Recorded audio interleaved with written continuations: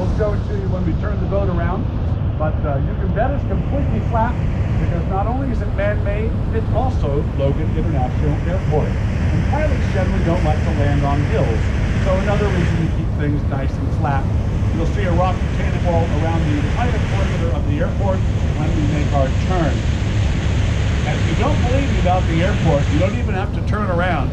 If you look off to the right now, once we clear that big blue crane, you're going to see a plane coming right for our collective foreheads. If you're down below and want a haircut, come on up to the top deck. Welcome to the most frightening part of my job. Looks like we might time this one just right. That looks like a rather big plane too. You don't mind if I just sit down below the railing here? My hair's short enough as it is. Now you see the cranes off to the right, and now you can exactly see why they're short. There's a very serious height restriction. Pilots really don't like to fly around stuff when they're coming in for a landing either. That is a monstrous plane. It's not British Airways. They come in at 5:15. Air France. What of course, the French have arrived in Boston. And the extent of my horrific French accent. I hope I've not insulted any French-speaking people on board today. I failed 6 years of French and just gave up. But we have the Connolly Container Terminal over here on the starboard side of the boat, if you haven't noticed. The most colorful, clearly not the most scenic part of our tour. But if you look off the back of the boat, we call that the stern, you'll see the beautiful skyline of Boston. No matter where we are on this trip, we always have a view of the skyline. I'll just move out of everybody's way. So keep an eye on the skyline.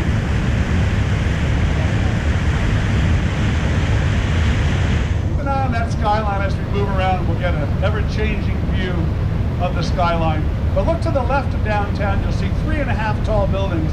The one in the middle, that's the Prudential building, the Prudential Tower. We call it the Pru. We like to abbreviate everything. That is our second skyscraper. I'll show you our first skyscraper later on in the tour. To the right of that building, all the glass panels, that is the Hancock Tower, or I should say the building formerly known as the Hancock Tower, as the naming rights dictated that Hancock had to occupy the building, and they moved out about 10 years ago. So sticking to our theme of the obvious, the building was officially renamed, you ready for this? 200 Clarendon Street. Yep, default to the address. Nobody in Boston knows that. Nobody in Boston will ever call it anything but the Hancock Tower. That is the tallest building in New England. And now we come out to the end of South Boston, Fort Independence. Fort Independence, before this was built, there was a castle, Castle William, back in the 1630s. And of course, this was an island, so this is called Castle Island. But then they built South Boston all the way out to this fortification here. So now it's not an island, but we still call it Castle Island because we're very stubborn about changing the names of things. So Castle Island, this was literally an island off the coast of Boston. So from this fort, all the way back behind us to the tall buildings, man-made land. 1776, a day still celebrated today as Evacuation Day. If you're a city employee, that's an official day off. If you're just a human being with a pulse, that's also a day off, because that, of course, is St. Patrick's.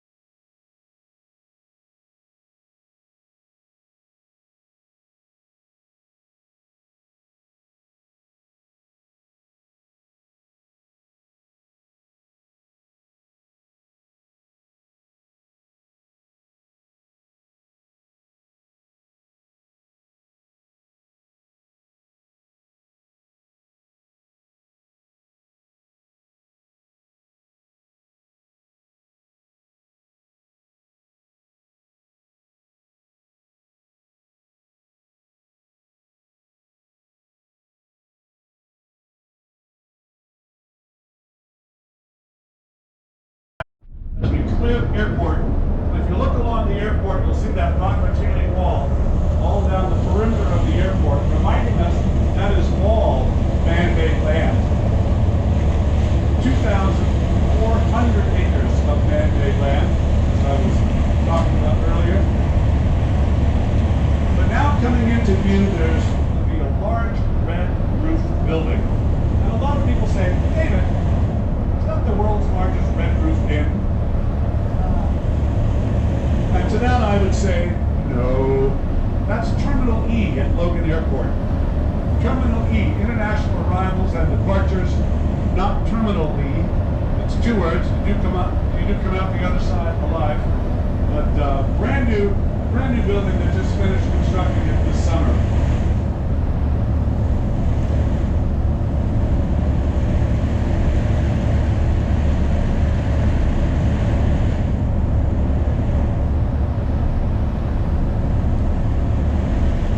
They like that color red here so much this summer. When they finished painting it, they trademarked the color. So you're not allowed to have that color anywhere else in the world.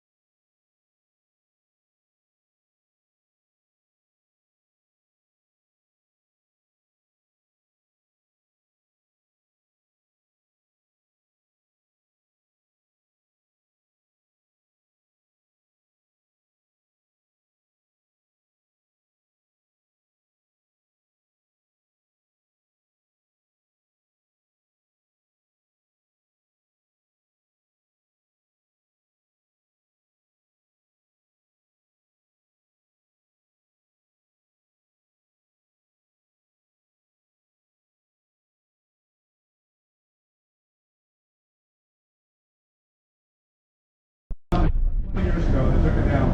That is where thousands upon thousands of Irish immigrants landed, coming to Boston back during the potato famine in the 1840s.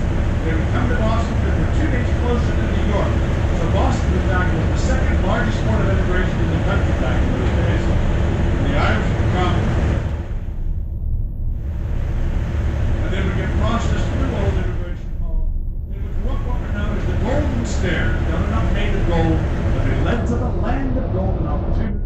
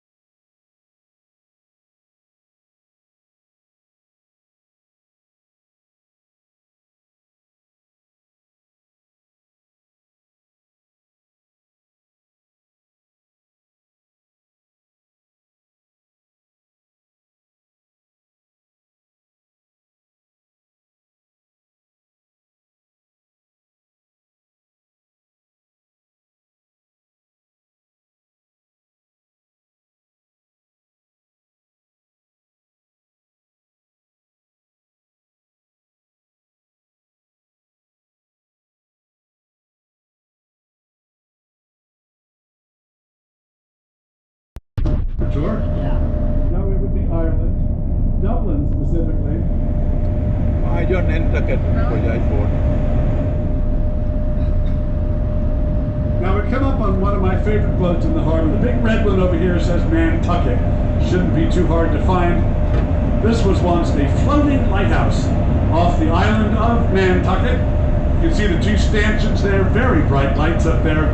Before the current age to navigation, this was one of 3 floating lighthouses stationed around the island. Nantucket is surrounded by 90 miles of shallow waters, the Nantucket Shoals. They reach way out into the international shipping lanes. So as an aid to navigation, they stationed 3 floating lighthouses like this one. Sailors had a lot of free time on a boat going nowhere. So to pass the time, they took up the hobby of basket weaving. And these baskets, very particular, became known the world over as the Nantucket Lightship baskets.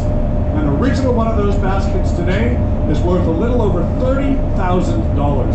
So when you get home, check your attic. That's about 3 months college tuition right there. Now earlier on in the tour, I was railing on about wharves and piers and them all being misnamed.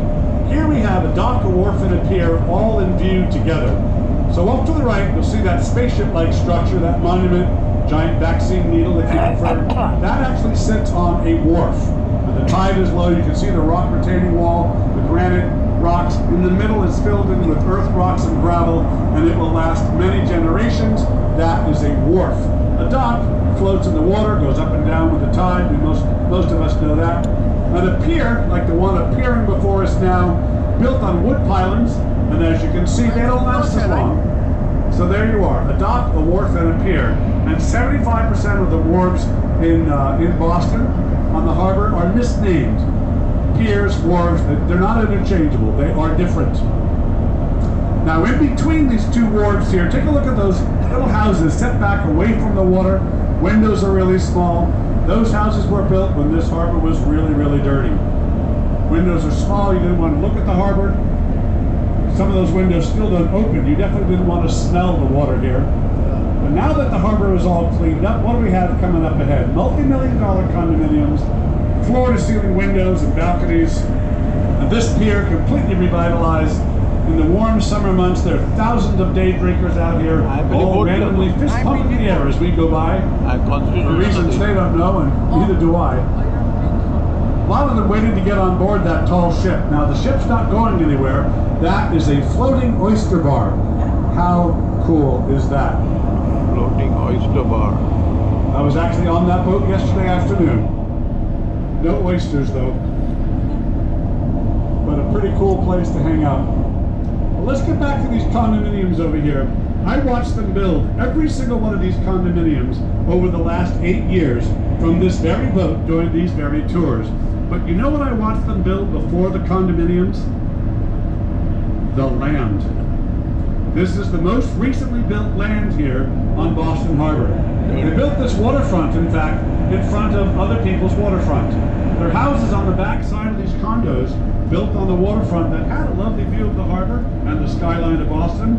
Now they have a stunning view of the dumpsters on the back side of the condos. But here's why that was allowed to happen. The city of Boston owns all the land on Boston Harbor. After all, they did build it, so they maintain ownership of it. If you want to put up a structure of any kind, you lease the land from the city for up to 99 years, but you do not get to own it. That's just how it works. Now, everywhere we look here, rock retaining walls. This is all East Boston, from the airport all the way down to here.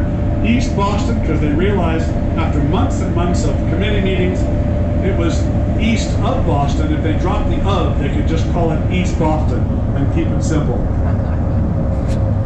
Rock retaining wall all along the shoreline, and we see this tall building over here that says Live Eddie up at the top.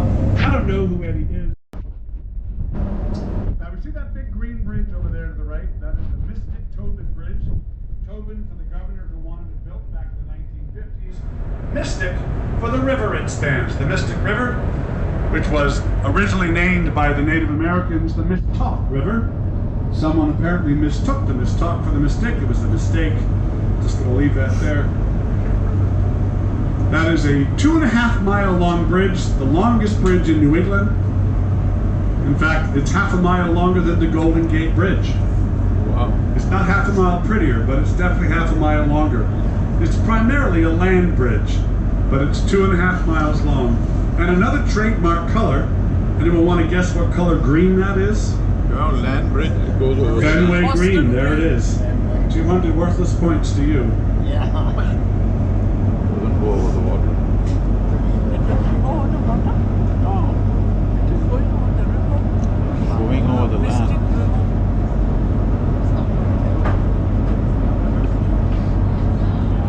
It does. All portions go over the water. Yeah.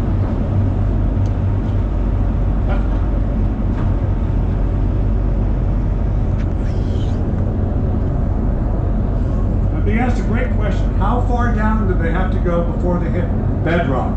Well, right here it would be about 30 feet. Harbor is not very deep. About 47 feet back in the main channel there. And of course, along the shoreline it's going to be shallower. A lot of the shoreline was very marshy, very shallow. The whole back bay was all just marshy part of the Charles River. Yeah, great question. Speaking of the Charles River, we're coming into Charlestown, also named after King Charles. And this was all part of the Charlestown Navy Yard, 1800 to 1972. President Nixon realized that Massachusetts was the only state in the country not to vote for him. So he closed the Navy Yard. He was a little upset by that.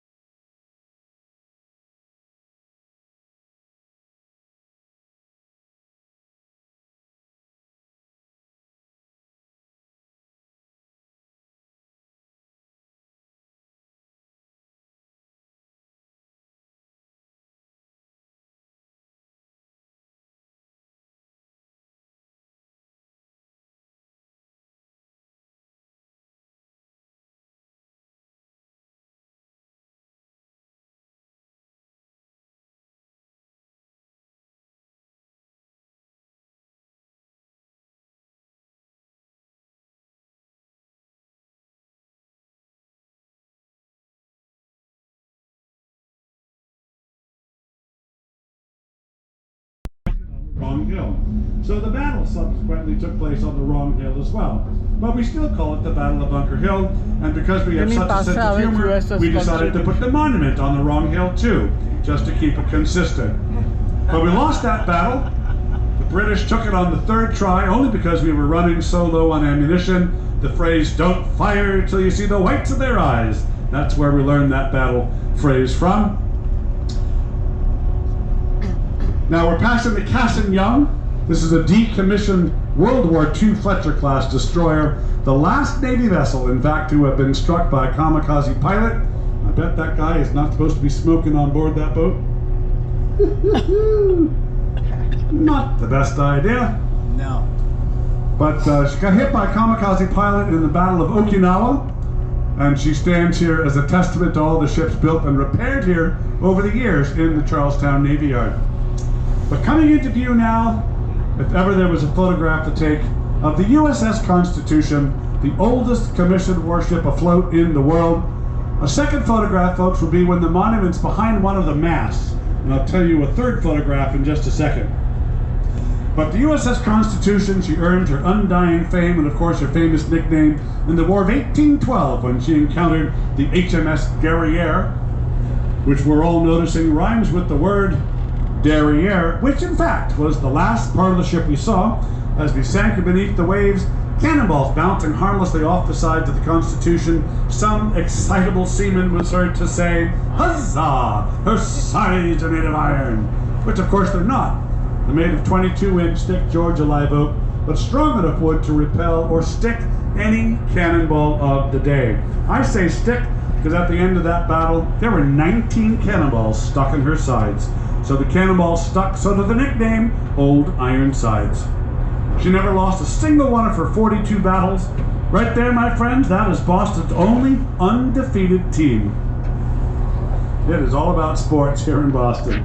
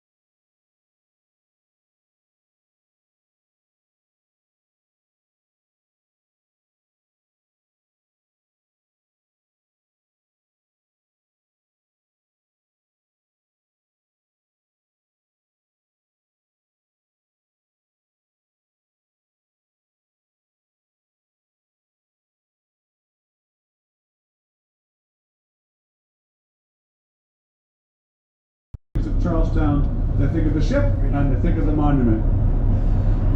That is the Zakin Bridge, 10 lanes wide, goes right into the tunnel under the city of Boston.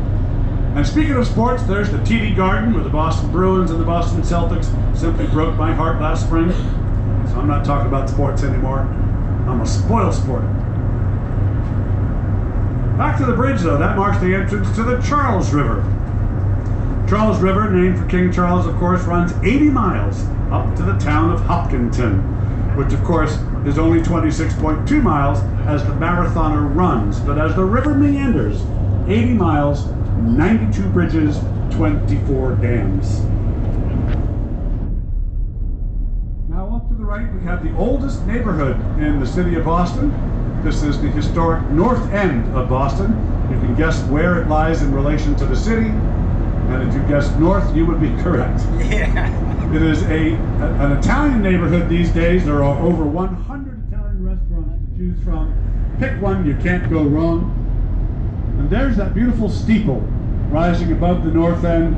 That sits atop the oldest church in the city of Boston, built back in 1723. It's old, it's a church, it's in the north end. That makes it what church? The North Church. North End Church.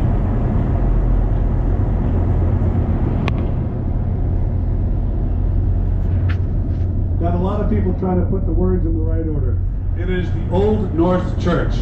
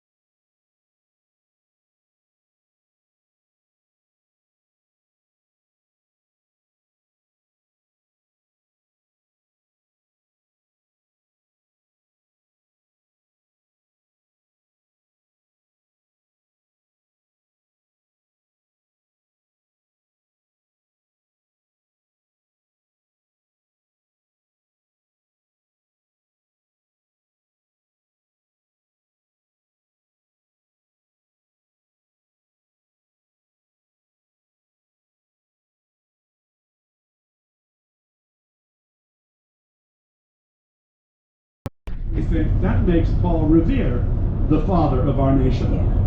I just think it's worthy of consideration. All right, we are passing the Coast Guard. Coast Guard Station, Sector Boston. Coast Guard was founded back in 1790 by that Broadway musical star, Alexander Hamilton. 1790 was a branch of the Treasury, briefly a branch of the Navy, today a branch of Homeland Security. The only branch of the military charged with the saving of lives. Always like to point that out. And as of June 1st of last year, the only branch of the military to be headed by a woman, Commandant Linda Fagan, now in charge of the entire United States Coast Guard. Linda Fagan. Now we have the Coast Guard boat here, Thunder Bay, the black hull vessel here. That in fact is an icebreaker. Seems a little early to be in Boston Harbor right now, but back 8 years ago in 2015 during Snowmageddon, as we called it here, February of 2015, the harbor actually did freeze over, and that boat was used to break up the ice.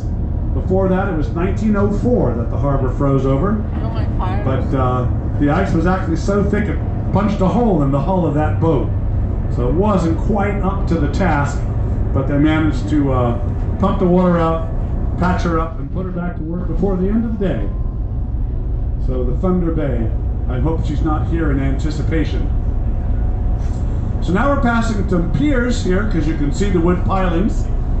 First pier here with the gray trim buildings, of course, is called Battery Wharf because somebody didn't know that it was a pier. They just called it a wharf. Very frustrating. And the red trim buildings, they sit on Burroughs Wharf. Again, it's a pier, not a wharf. And you see the walkway that goes around these buildings. This is called the Boston Harbor Walk. The Boston Harbor Walk extends 46 miles along the shoreline of Boston Harbor, effectively reuniting Bostonians with her now incredibly clean harbor. As I've been saying, it's a destination. You can't be on the water, you want to be near it, especially in the summer months. Now, people always ask about real estate on the harbor. So we're coming up on these 3-story brick condominiums here, twin rows of condos. There's a swimming pool in the courtyard there in between these buildings. There's 3 stories, there's 3 bedrooms, 2 baths, and each one comes with a 2 deeded parking spaces and a cool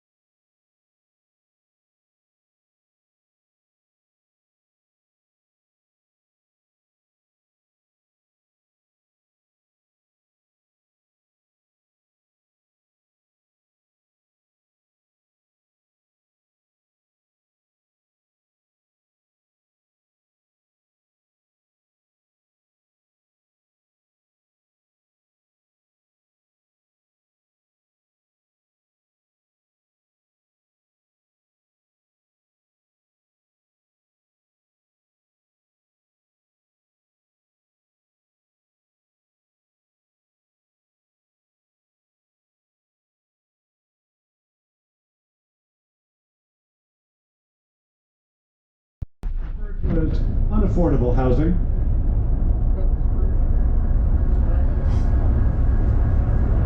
But there in the heart of downtown there, see that tall building with the pyramid top? It's got 2 clock faces on it, the 2 clocks on the back side. This was our first and only skyscraper. Back in 1914, that was the tallest building in Boston for the next 50 years. Wow. If John F. Kennedy came back to Boston today, that is the only tall building that he would recognize. Not until the Prudential Building was built in the mid-1960s. And you'll see the 2 clocks, there are 2 more on the back side. You don't want to set your watch by these clocks. They don't tell the same time, let alone the correct time. And that's due to the wind speeds here in Boston. They wreak havoc with the minute hands. On a windy day, you can actually stand on opposite sides of that building and watch time speed up and slow down, which is why we lovingly refer to it as the 4-faced liar. Yep. But it is in fact the Custom House Tower, 496 feet to the top. Of course, it was built at a time when there was a height restriction of 125 feet, but when you're the federal government, you can put up a building as tall as you like. Local building codes be damned.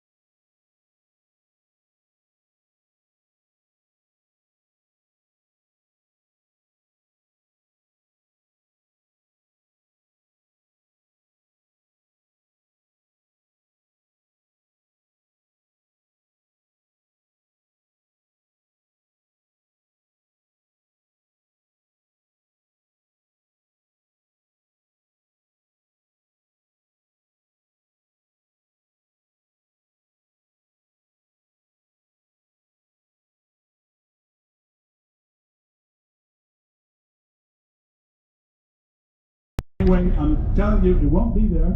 I'll let you know that it's a good idea to come on down. Best to avoid the stairs while we're docking. But as we come in, I'll mention one more building on our port side, the New England Aquarium. Wonderful place to visit. My daughter used to work there. It is home to over 3,000 species of fish, 20,000 animals in that building. Animals? And they've got the smallest seahorse in the world, Animals? smaller than the nail on my pinky finger.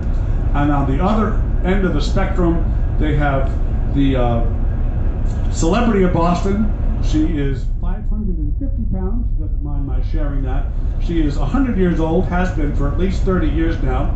She is the 8th wonder of the world. She is Myrtle the turtle, a wonder to behold. And it would be sad if you left the city of Boston without meeting Myrtle. She is really something special. So with that, I want to thank Captains Al Dente and the crew of the Bay State for another nice trip around the harbor, but more importantly, each and every one of you for coming out and seeing Boston from the harbor. Boston's a harbor town, a city built on the waterfront, and I think the harbor perspective is really important. More important, you came out on the boat that I work on. Without all of you, I'm just talking to myself. Can't imagine a more boring way to spend an afternoon. So thank you for coming out. If you enjoyed this tour, my name is still David Coffin. If you did not enjoy this tour, my name is now Roberta, and I will see you on the gangway as you get off the boat. Thank you all very much, and enjoy the rest of your stay here in Boston. Thank you. Oh, yeah. Provincetown Fast Ferry.